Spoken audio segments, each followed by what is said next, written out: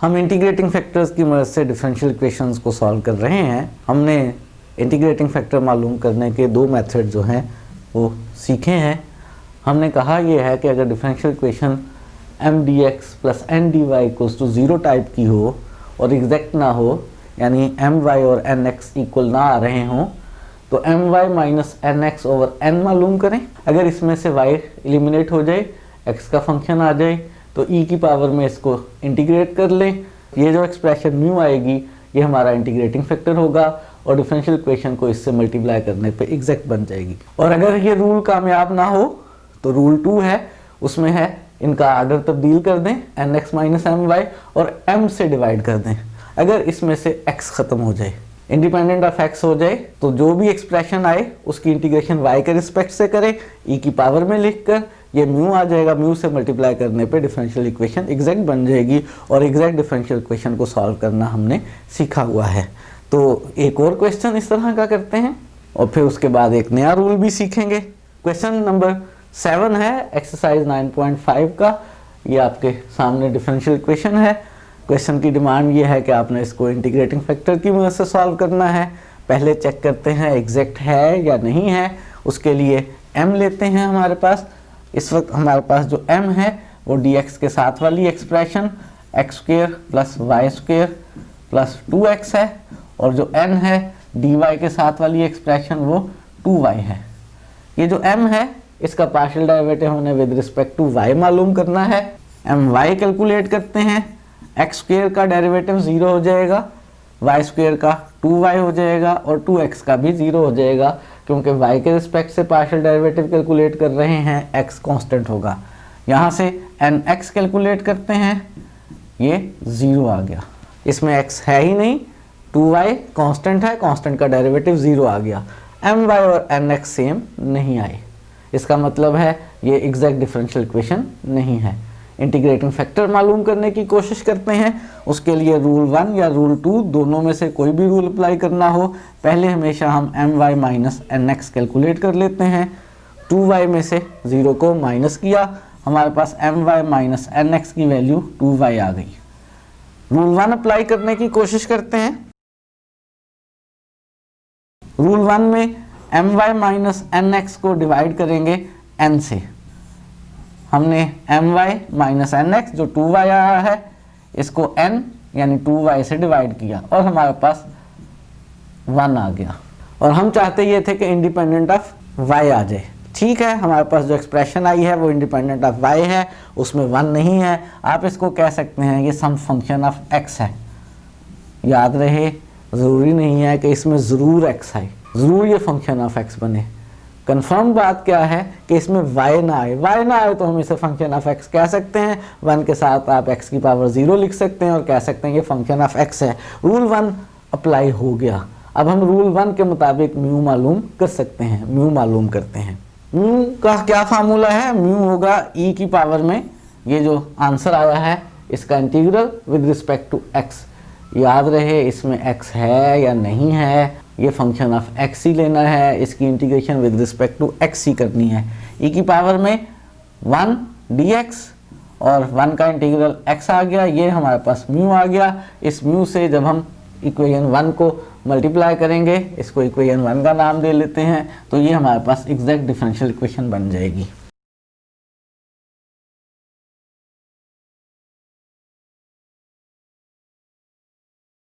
तो differential equation 1 को इस म्यू से मल्टीप्लाई करते हैं। ex से x square ex plus y square ex plus 2x ex और प्लस dx और plus 2ex y dy is equal to 0। अब ये हमारे पास एक एग्जैक्ट डिफरेंशियल इक्वेशन है, कंफर्म है, चेक करने की ज़रूरत नहीं है।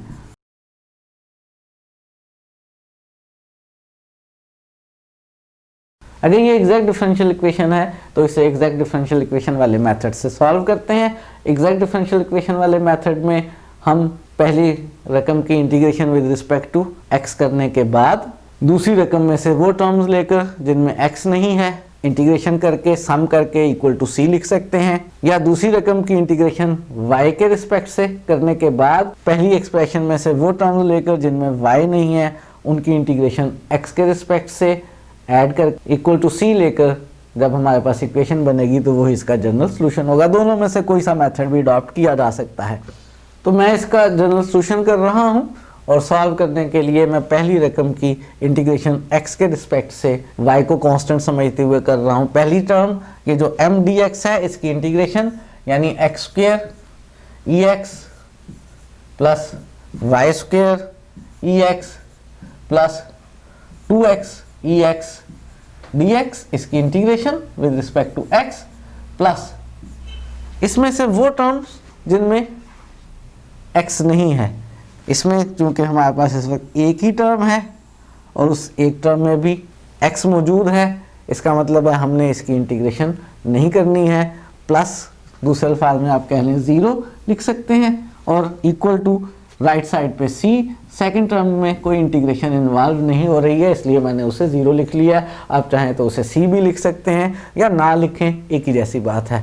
अब हमने इस फर्स्ट की इंटीग्रेशन करनी है। फर्स्ट की इंटीग्रेशन करने के लिए क्या तरीका अडॉप्ट किया जाए, मैं ज़रा ख़ास तरीका अडॉप्ट करने लगा हूँ। इन दो टर्म्स को इकट्ठा कर रहा हूँ और इन दोनों में से e की x को कॉमन ले रहा हूँ। इन दो टर्म्स को इकट्ठा कर रहा हूँ ex और अंदर रह जाएगा x square plus 2x dx और y स्क्वायर वाली जो टर्म है उसको अलग कर रहा हूँ। y स्क्वायर ex में से y स्क्वायर कांस्टेंट है, आप उसको इंटीग्रेशन से बाहर लिख सकते हैं। इंटीग्रेशन सिर्फ ex की और राइट साइड पे इक्वल्स टू c। ex की इंटीग्रेशन आपको याद है ex ही है। इसकी इंटीग्रेशन के लिए आप चाहें तो अलग अलग भी इंटीग्रेशन कर सकते हैं, लेकिन मैं यहाँ पर चाह रहा हूँ फार्मूला यूज़ करना। कौन सा वाला कि अगर इंटीग्रल में e की पावर x के साथ फंक्शन प्लस फंक्शन का डेरिवेटिव मौजूद हो तो हमारे पास जो आंसर आता है वो e की पावर x और फंक्शन आ जाता है। यहाँ पर आप देखें x स्क्वायर हमारा फंक्शन है और प्लस 2x इसका डेरिवेटिव है, यानी हमारे पास फंक्शन प्लस फंक्शन का डेरिवेटिव मौजूद है। तो इसकी इंटीग्रेशन करेंगे हमारे पास आ जाएगा e की पावर x और साथ में फंक्शन यानी x स्क्वायर प्लस इसमें y स्क्वायर बाहर है, e की पावर x का इंटीग्रल पहले ही बता चुका, e की पावर x ही आ जाएगा और इक्वल्स टू c। यही मेरे पास क्या आ गया, इस डिफरेंशियल इक्वेशन का जनरल सॉल्यूशन आ गया। एक्सरसाइज 9.5 का क्वेश्चन 7 हमने किया है। रूल 1 और रूल 2 में से हमारे पास रूल 1 ही एप्लीकेबल हो गया था, इसलिए हमने रूल 1 से म्यू फाइंड आउट करके म्यू से मल्टीप्लाई करके इस डिफरेंशियल इक्वेशन को सॉल्व कर लिया है। एक नया रूल सीखते हैं और एक और एक्सरसाइज का क्वेश्चन करते हैं। तो इंटीग्रेटिंग फैक्टर फाइंड आउट करने का एक और रूल सीखते हैं। फर्ज करें हमारे पास m dx plus n dy equals to 0 एक डिफरेंशियल इक्वेशन है। ये एग्जैक्ट नहीं है, इसमें my और nx सेम नहीं आए। इंटीग्रेटिंग फैक्टर फाइंड आउट करने के लिए रूल 1 और रूल 2 अप्लाई नहीं हो सके, फेल हो गए, या हमने खुद से फील किया कि ये जो m है इसमें से y कॉमन आने के बाद बाकी सारी एक्सप्रेशन xy वेरिएबल में है, और जो n है इसमें से x कॉमन आने के बाद बाकी सारी एक्सप्रेशन में वेरिएबल xy है। g ऑफ xy या f ऑफ xy का क्या मतलब है, मैं एक एग्जांपल से मज़ीद समझाने की कोशिश करता हूँ। फ़र्ज़ करें मेरे पास एक फंक्शन है sin xy प्लस e की पावर xy प्लस xy का होल स्क्वायर प्लस 4। इसमें देखें जहाँ जहाँ वेरिएबल है वहाँ हमेशा xy इकट्ठा ही है। हम कह सकते हैं ये फंक्शन है xy का, नाम इसका f भी हो सकता है, नाम इसका g भी हो सकता है, लेकिन ये फंक्शन है xy का। अगर कहीं ऐसे होता x square y square plus log xy, इसमें इनिशियली आपको नहीं लग रहा कि इसमें हर जगह xy है। ये जो x स्क्वायर y स्क्वायर है इसको मैं लिख सकता हूँ xy का whole square plus log xy। इसमें भी जहाँ जहाँ वेरिएबल है वो xy है, मैं इसको कह सकता हूँ ये g ऑफ xy है या f ऑफ xy है। अगर फ़र्ज़ करें मेरे पास फंक्शन होता x square y cube plus 2xy। अब ये मेरे पास एक्स वाई वेरिएबल शेप का फंक्शन नहीं है। इसमें ये जो एक्स स्क्वेयर वाई क्यूब है इसको मैं एक्स वाई का क्यूब भी नहीं बना सकता, एक्स वाई का स्क्वेयर भी नहीं बना सकता, यानी मैं इस पार्ट को एक्स वाई की शेप में नहीं लिख सकता। तो मैंने कोशिश की है आपको समझा दूं कि एफ ऑफ एक्स वाई और जी ऑफ एक्स वाई का क्या मतलब है। बहरहाल आपने डिफरेंशियल इक्वेशन को देखा और आपने देखा कि m में से y कॉमन आके अंदर बाकी सब जगह एक्स वाई बन रहा है और n में से x कॉमन आकर अंदर सब जगह जी एक्स वाई बन रहा है। तो ऐसी डिफरेंशियल इक्वेशन के लिए हमारे पास एक रूल है जिसकी मदद से हम इसका इंटीग्रेटिंग फैक्टर मालूम कर सकते हैं। लफ्ज़ मैंने बोला है कर सकते हैं, कोई श्योरिटी नहीं है कि कर सकें। कब कर सकते हैं? इसमें ये जो m है इसको x से मल्टीप्लाई करें और n को y से मल्टीप्लाई करें और इनको माइनस कर लें।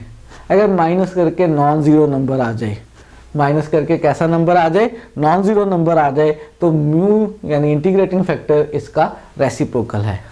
और अगर ज़ीरो आ जाए तो इसका मतलब ये रूल एप्लीकेबल नहीं है।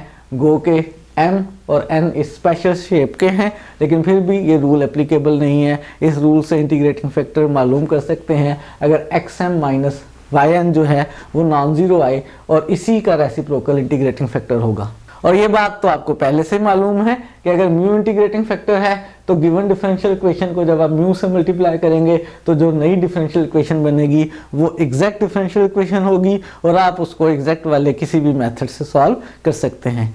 एक क्वेश्चन हल करते हैं जिसमें हम रूल नंबर 3 के मुताबिक डिफरेंशियल इक्वेशन को सॉल्व करेंगे। मैंने ये जो रूल्स की नंबरिंग की है कि रूल नंबर 1 है, रूल नंबर 2 है, रूल नंबर 3 है, ये कोई ऑथेंटिक बात नहीं है कि जी ये हदीस हो गई है कि आप इसको रूल 1, रूल 2 और रूल 3 ही कहेंगे। ये वैसे ही मैंने नंबरिंग कर दी है। आप रूल 3 को रूल 2 भी कह सकते हैं, रूल 2 को रूल 1 भी कह सकते हैं, इट डज़ नॉट मैटर।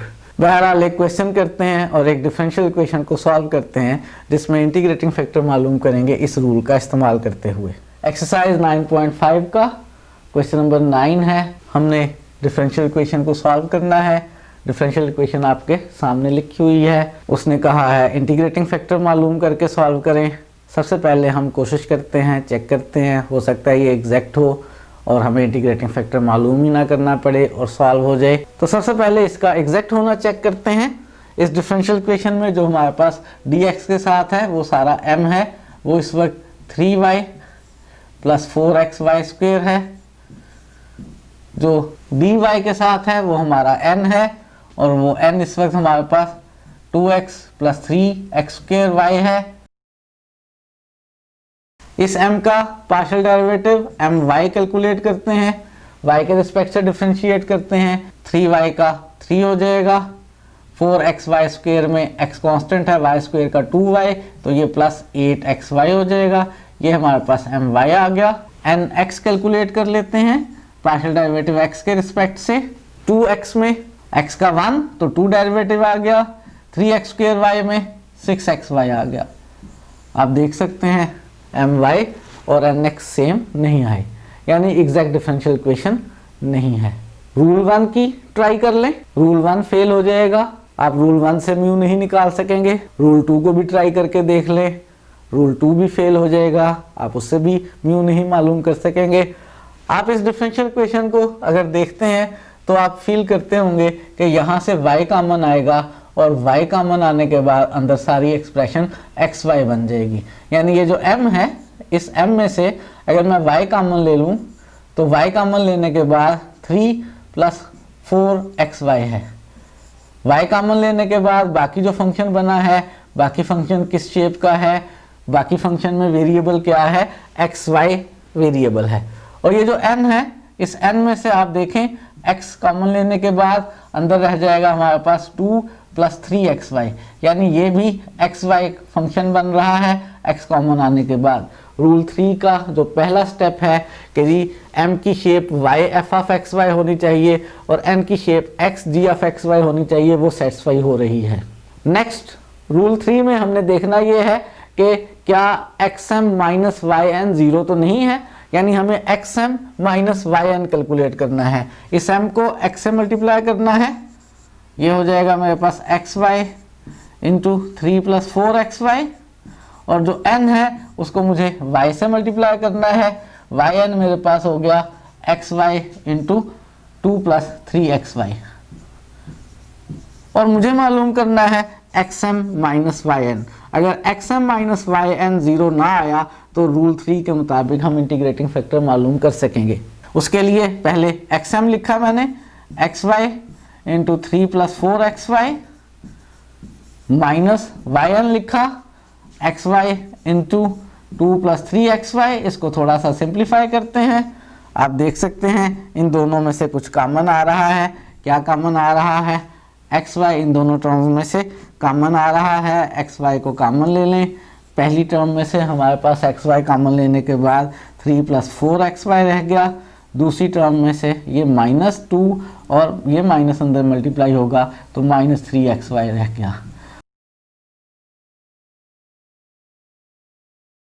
यानी अब हमारे पास सिंप्लीफाई होके ये जो 3 और -2 है ये 1 बन जाएगा, और 4xy और माइनस का 3xy प्लस xy बन जाएगा। ये मेरे पास वैल्यू आ गई किसकी? xm माइनस yn की। ये जो वैल्यू मेरे पास xm माइनस yn की आई है क्लियरली 0 नहीं है, और अगर ये 0 नहीं है तो रूल 3 के मुताबिक इंटीग्रेटिंग फैक्टर मालूम किया जा सकता है, और इंटीग्रेटिंग फैक्टर जो है वो 1/xm माइनस yn है। तो इंटीग्रेटिंग फैक्टर म्यू मेरे पास इस xm माइनस yn का रेसिप्रोकल है, यानी 1/xm माइनस yn, और xm माइनस yn को हम सॉल्व कर चुके हैं, यानी ये हमारे पास 1/xy इंटू 1 प्लस xy है। ये हमारे पास म्यू की वैल्यू आ गई है। जो गिवन डिफरेंशियल इक्वेशन है उसको जब इस म्यू से मल्टीप्लाई करेंगे तो वो एग्जैक्ट डिफरेंशियल इक्वेशन बन जाएगी। गिवन डिफरेंशियल इक्वेशन को इस म्यू से मल्टीप्लाई करते हैं।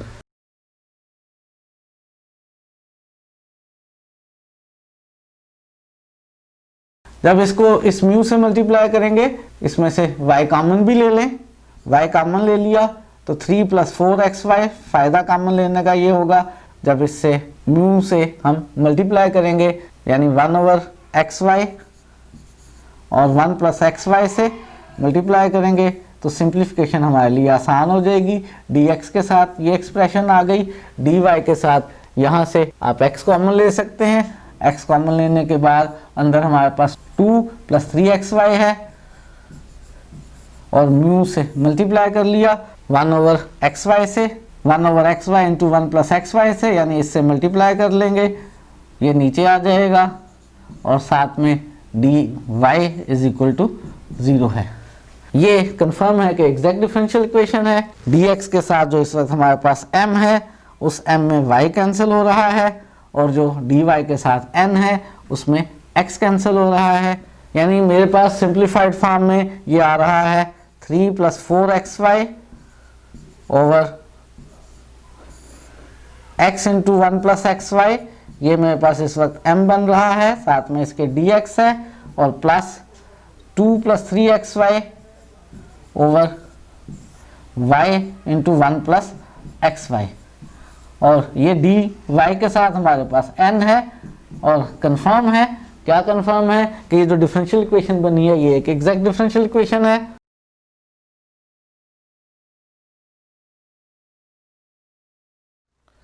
तो ये डिफरेंशियल इक्वेशन एग्जैक्ट है। इसको एग्जैक्ट वाले मेथड से सॉल्व कर लेते हैं। एग्जैक्ट वाले मेथड से सॉल्व करने के लिए ये जो dx के साथ m है इसकी इंटीग्रेशन करेंगे हम x के रिस्पेक्ट से y को कांस्टेंट समझते हुए, और जब हम इसकी इंटीग्रेशन करेंगे नीचे x के 2 फैक्टर्स मल्टीप्लाई हो रहे हैं, इसकी इंटीग्रेशन करने के लिए मुझे इसकी पार्शियल फ्रैक्शंस करनी पड़ेगी। और ये जो dy के साथ n है इसमें से मुझे लेना होगा उस टर्म को जिसमें x ना हो। जाहिर तौर पर इस वक्त इसमें कोई ऐसी टर्म नहीं नज़र आ रही जिसमें x ना हो, लेकिन अगर मैं इसकी y के रिस्पेक्ट से पार्शियल फ्रैक्शन करूं x को कांस्टेंट समझते हुए, तो नीचे जो 2 फैक्टर्स हैं y और 1 प्लस xy, एक में नीचे y आ जाएगा, एक में 1 प्लस xy आ जाएगा, और जिसमें नीचे y आएगा वो इंडिपेंडेंट ऑफ x हो जाएगी। मैं इसकी पार्शियल फ्रैक्शन करने लगा हूँ dy के साथ वाले n की, ताकि मैं इसमें से वो टर्म फाइंड आउट कर सकूं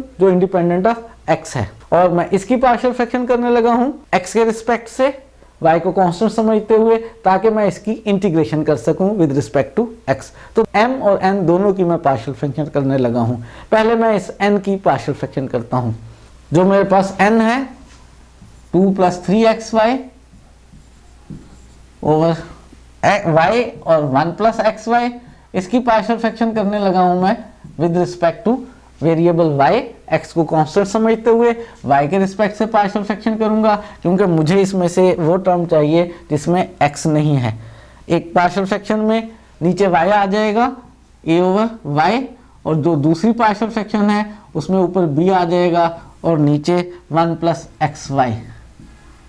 ये जो दूसरी पार्शियल फ्रैक्शन है इसमें ऊपर मौजूद b की मुझे ज़रूरत नहीं है, क्योंकि मुझे इसमें से सिर्फ y की ज़रूरत है। a over y first term की ज़रूरत है। मैं a और b दोनों कैलकुलेट करने में टाइम नहीं वेस्ट करता, सिर्फ a कैलकुलेट कर लेता हूँ। और a कैलकुलेट करने के लिए शॉर्टकट मेथड है। a के नीचे वाला जो y है उसे इक्वल टू 0 लिया।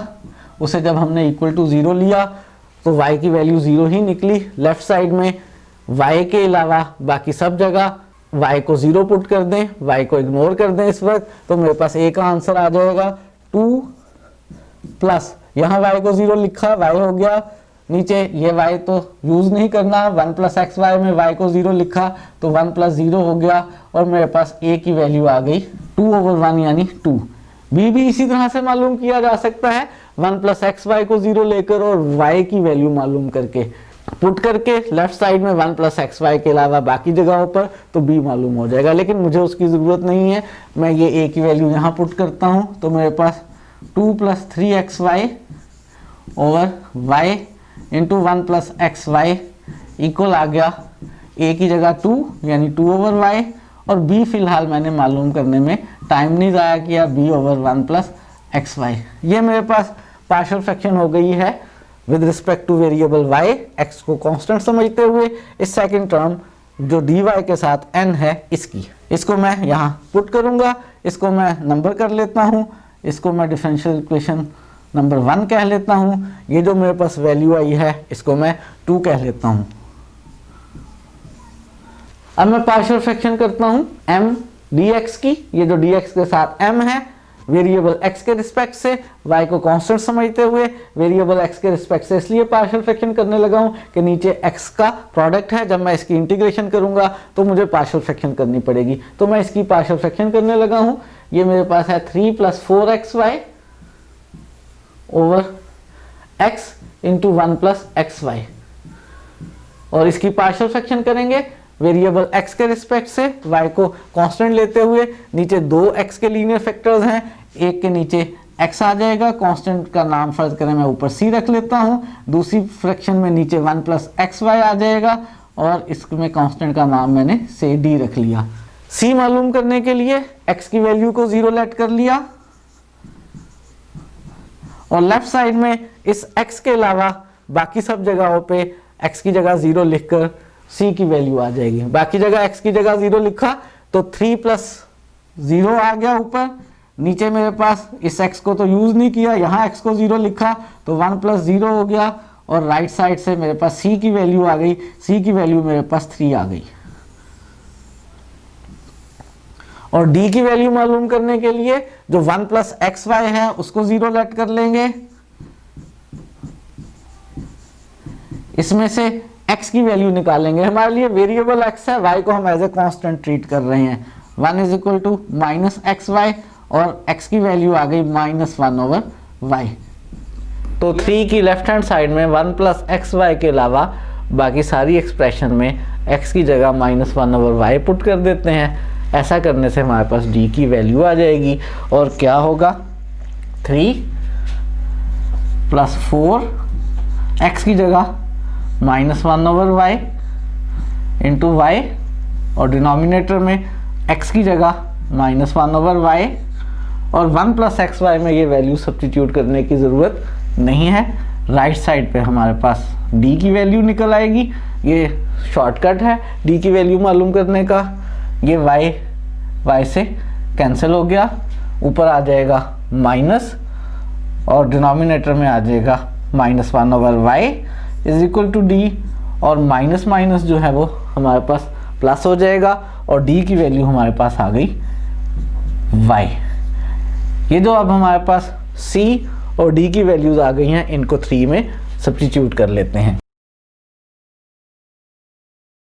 जब ये वैल्यूज 3 में सब्स्टिट्यूट करेंगे c और d की, तो मेरे पास आ जाएगा 3 + 4xy over x into 1 + xy equal है c की जगह 3 आ गया 3 ओवर x प्लस d की जगह y आ गया y ओवर 1 + xy। ये मेरे पास 3 + 4xy over x into 1 + xy की, यानी इस एक्सप्रेशन की वैल्यू आ गई जो dx के साथ है। ये वाली वैल्यू यहाँ पर 1 में, और 2 + 3xy over y into 1 + xy की वैल्यू यहाँ 1 में सब्स्टिट्यूट करते हैं। अगर मैं इसको नंबर कर लूँ 4, तो 2 और 4 में से वैल्यूज़ को 1 में सब्स्टिट्यूट करते हैं। फ्रॉम 2 and 4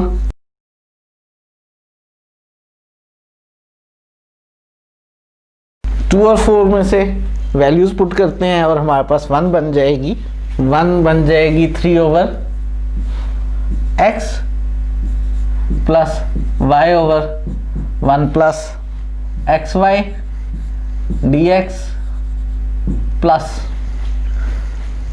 ये वाली वैल्यू सब्स्टिट्यूट करेंगे 2 ओवर y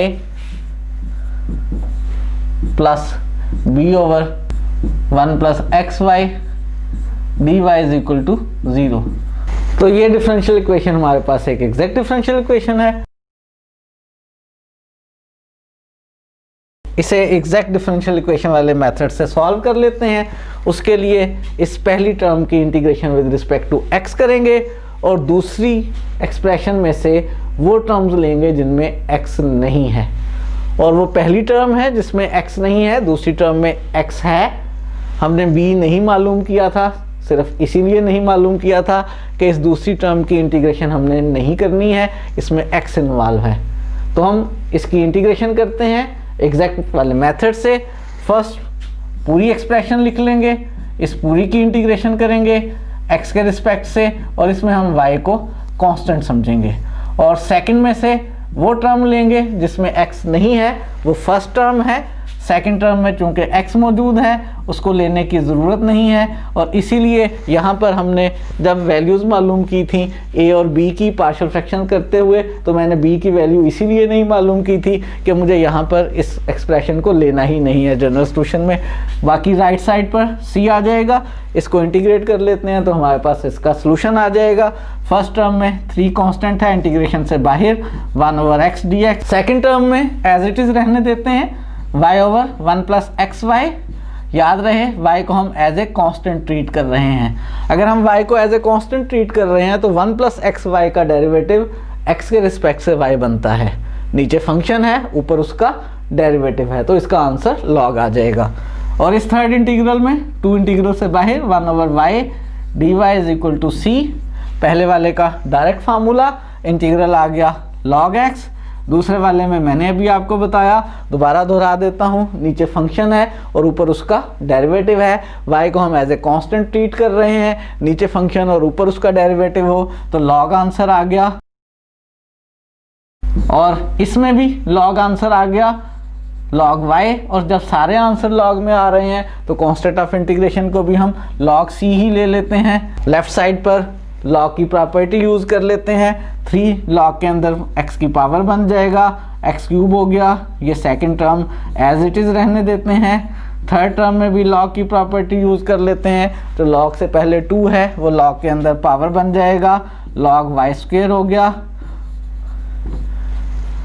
एक दफ़ा फिर log की प्रॉपर्टी यूज़ कर लेते हैं, log a + b हो तो log a × b लिख लेते हैं। यहाँ 3 टर्म्स का log ऐड हो रहा है, तो log x³ × 1 + xy और y² आ गया, और राइट साइड पे log c आ गया। और एंटीनेटिव ले लेने से log दोनों साइडों पे से ख़त्म हो जाएगा। हमारे पास आ गया x³ y² × 1 + xy is equal to c, और यही हमारे पास गिवन डिफरेंशियल इक्वेशन का सॉल्यूशन आ गया। ये जनरल सॉल्यूशन है। मैं जल्दी से एक दफ़ा फिर रिवाइज कर देता हूँ। हमें ये एक डिफरेंशियल इक्वेशन गिवन थी, हमने इसको सॉल्व करना था इंटीग्रेटिंग फैक्टर मालूम करके। ये शेप थी m dx plus n dy की। हमने m लिखा, n लिखा, m का डेरिवेटिव y के रिस्पेक्ट से कैलकुलेट किया, n का डेरिवेटिव x के रिस्पेक्ट से कैलकुलेट किया। हमने देखा दोनों सेम नहीं हैं। अगर दोनों सेम नहीं है तो इसका मतलब ये डिफरेंशियल इक्वेशन एग्जैक्ट नहीं है। हम रूल 1, रूल 2 या रूल 3 अप्लाई करने की कोशिश करेंगे। रूल 1 और रूल 2 अगर आप अप्लाई करने की कोशिश करें तो एप्लीकेबल नहीं है, उनके मुताबिक हम इंटीग्रेटिंग फैक्टर मालूम नहीं कर सकते हैं। हमने रूल 3 पे गौर किया। रूल 3 के लिए स्पेसिफिक शेप ये होती है कि इसमें से y कॉमन आ जाता है और इसमें से x कॉमन आ जाता है। ठीक है, इसमें से y कॉमन आ गया और y कॉमन आने के बाद अंदर वेरिएबल हमेशा x y प्रोडक्ट शेप का है। इसमें से x कॉमन आने के बाद वेरिएबल हमेशा x y प्रोडक्ट शेप का है। तो इसका मतलब है रूल 3 अप्लाई होने के चांसेस हैं। हमने इसको x से मल्टीप्लाई करके, इसको y से मल्टीप्लाई करके डिफरेंस लिया और नॉन ज़ीरो नंबर आया। क्योंकि नॉन ज़ीरो एक्सप्रेशन आई, इसका मतलब है रूल 3 अप्लीकेबल है। हमने इसकी मदद से इंटीग्रेटिंग फैक्टर मालूम कर लिया, म्यू इसका रेसिप्रोकल।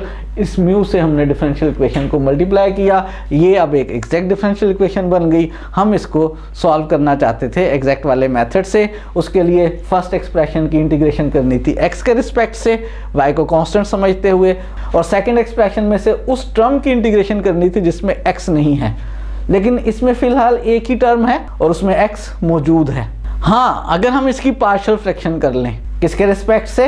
वेरिएबल y के रिस्पेक्ट से, x को कांस्टेंट लेते हुए, तो दो पार्शियल फ्रैक्शन बनेंगी। एक में नीचे y आएगा और दूसरे में नीचे 1 प्लस xy आएगा। और वो जो पहली टर्म बनेगी जिसमें नीचे y आएगा वो इंडिपेंडेंट ऑफ x होगी। तो इसलिए हमने इसकी की है पार्शियल फ्रैक्शन। इसकी हमने पार्शियल फ्रैक्शन की, दो फ्रैक्शंस आ गई। पहली टर्म इंडिपेंडेंट ऑफ x हो गई, दूसरी टर्म में x आ रहा है। इसके ऊपर वाला कांस्टेंट हमने इसीलिए मालूम नहीं किया कि हम इसकी इंटीग्रेशन नहीं करेंगे। हमने देखा कि इसकी इंटीग्रेशन करने के लिए भी हमें पार्शियल फ्रैक्शन की ज़रूरत है। हमने dx के साथ वाली एक्सप्रेशन की भी पार्शियल फ्रैक्शन कर ली, यहाँ पर पार्शियल फ्रैक्शन के बाद वैल्यू सब्स्टिट्यूट की और एग्जैक्ट वाले मेथड से हमने इसको सॉल्व कर लिया और हमने एक क्वेश्चन और सॉल्व कर लिया।